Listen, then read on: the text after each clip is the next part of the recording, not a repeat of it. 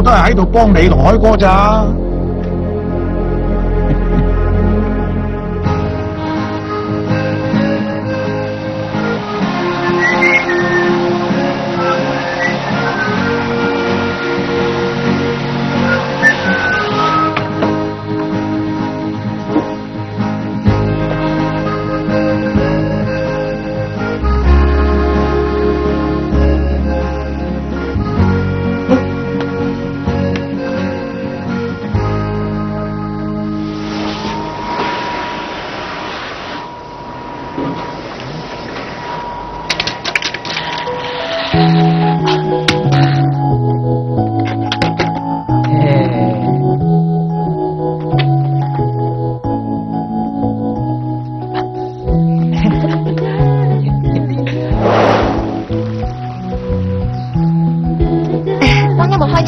我會俾手勢你哋，到時蘇小姐要左手揸住花球，右手拖住新郎哥。呢邊係唔係啊？仲有行嘅時候步伐要慢啲，莊重啲，跟住拍子一步一步咁行上個台上邊。佢教嘅同我教練教嘅完全都唔同噶。我哋教練話步伐要快，而且冇所謂莊重唔莊重噶。其實咁樣嘅。你到時咧上身要挺直啲，眼望前邊，大概5秒鐘到行一步啦。咁樣做可以俾在場嘅嘉賓都睇到新娘子個樣啊嘛。哎呀，我真係估唔到咁樣仲辛苦過練舞啊！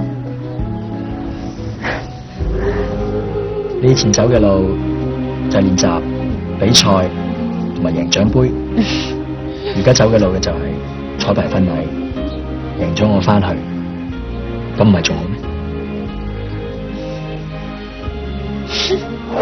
朝早啊，啲股票仲好穩陣，轉下眼跌到咁多噶。哎呀，弊啦，得翻2個幾咋？今朝我真係玩完咯。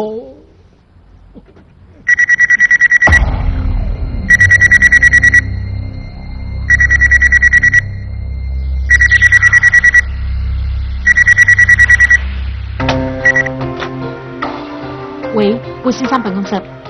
齊姐啊，我係老關啊，我揾你哋老闆。係投資銀行老關啊。唔知，你話我唔喺度？我老闆唔喺度啊，你揾佢咩事啊？因為顧老闆呢一直冇補翻差價俾我哋，所以我哋迫不得已，今日上晝已經開喺市場出售佢抵押俾我哋嘅股票啦。初期呢仲有一啲買盤吸納嘅，但係之後呢就再冇承接力啦。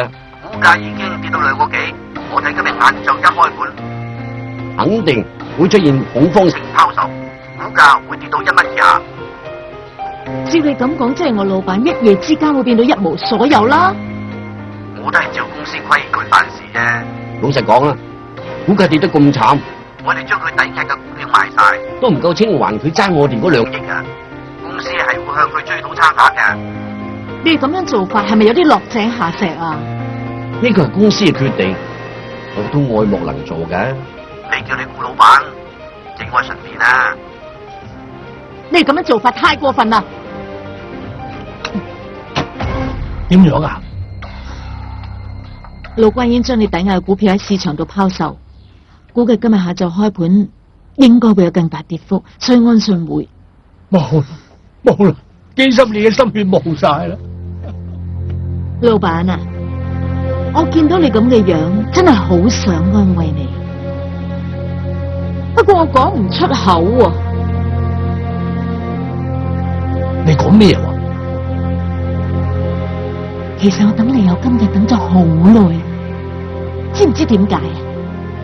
我想睇下你唔掂個樣到底係點樣啊！真係好睇啦，真係大快人心。齊姐，你發咗癲！你清醒啲啦，你已經一無所有噶啦，公司物業股票通通都唔係你噶啦，你仲真係一大筆錢啊！你玩完啦！睇你喺後邊搞鬼啊！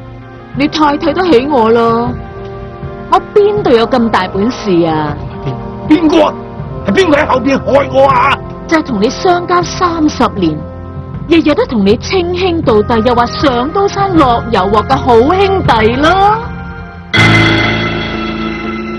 愚人講唔會，愚人講唔會害我嘅，佢唔會害。你真係以為佢係你嘅好兄弟啊？佢老早上場就安信，為咗達到目的，佢設計一個又一個嘅陷阱。我早就察覺佢嘅陰謀噶啦，本來要話你知噶。我唔同你寶貝仔，竟然想將我趕出安信，你居然支持佢！我跟住你喺安信做咗20年，我所有嘅青春都俾晒安信，你有冇諗過我感受係點啊？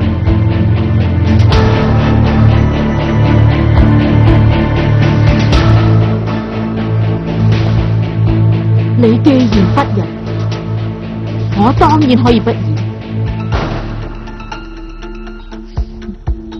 我就要親眼睇住你30年嘅基業毀於一旦。你唔好再亂咁假設啊！面對現實啦，顧東海，你自命不凡，其實你只係個糊塗蟲。如果你唔相信嘅，你可以問下愚人廣啊。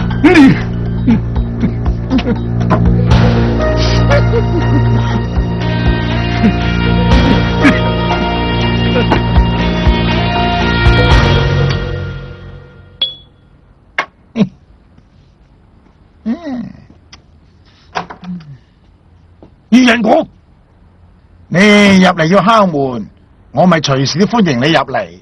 愚人講，係唔係你設計嚟陷害我？你都知道咗啦，可惜太遲啦。安信而家已經係我噶啦。愚人講，點解你要咁樣做啊？海哥啊，我都係身不由己，我唔出手對付你，我哋三父子就要同你陪葬。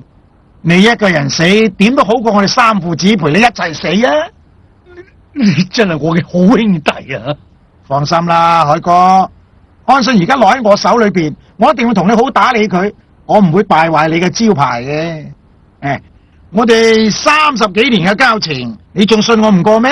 愚人哥，30年啦，我一直都待你不薄噶，咩有今日？全靠我一手扶持嘅啫。想當年你一無所有，如果唔係我啊，你邊有今日啊？顧東海，你呢幾句嘢講咗幾十年，你犯唔犯啊？我話俾你知，我愚人講有今日，全靠我自己努力，自己嘅奮鬥得翻嚟，唔係靠你顧東海嘅。你聽清楚未啊？你到而家仲係責怪人？你諗下，齊姐又跟咗你20幾年嘅人都可以出賣你。要檢討要反省嘅，應該係你，唔係我。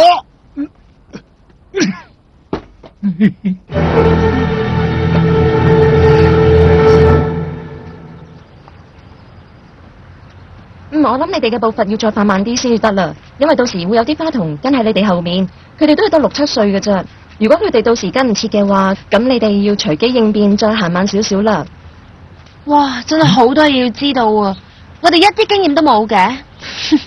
佢哋仲有半個鐘頭就會同你哋一齊彩排噶啦，咁到時可以睇下邊個行得快啲咯。唉，我好攰啊，成個鐘頭行企企，頂唔住啊！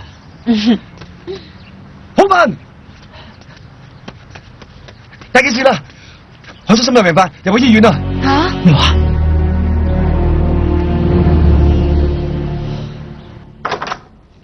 浩文，媽，阿爸點啊？脫離咗危險時期，但係仲未醒翻啊！醫生話要好地照顧至得啊！個爸爸好地地噶，點解突然間發病嘅？我都唔知啊！聽講係人港公司嘅人送佢嚟醫院噶。廣叔點解冇嚟嘅？我都唔知道。公司出咗事啊！咩事啊？你哋仲未知啊？安信嘅股票今日跌咗80%啊！頭先仲有好大班人上嚟公司添，齊姐俾咗啲文件啊、賬簿佢哋睇，而家叫晒所有人開會啊！媽，你去照顧阿爸，我返公司。振邦，我要去啦。阿爽，麻煩你照顧我媽。放心啦，你快啲去啊！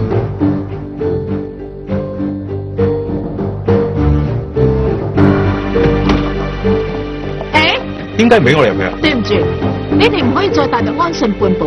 邊個搞事，我叫保安趕佢哋出去。咪住，究竟發生咩事啊？顧浩文，由今日開始，你再冇資格進入安信半步。呢間公司係我爸爸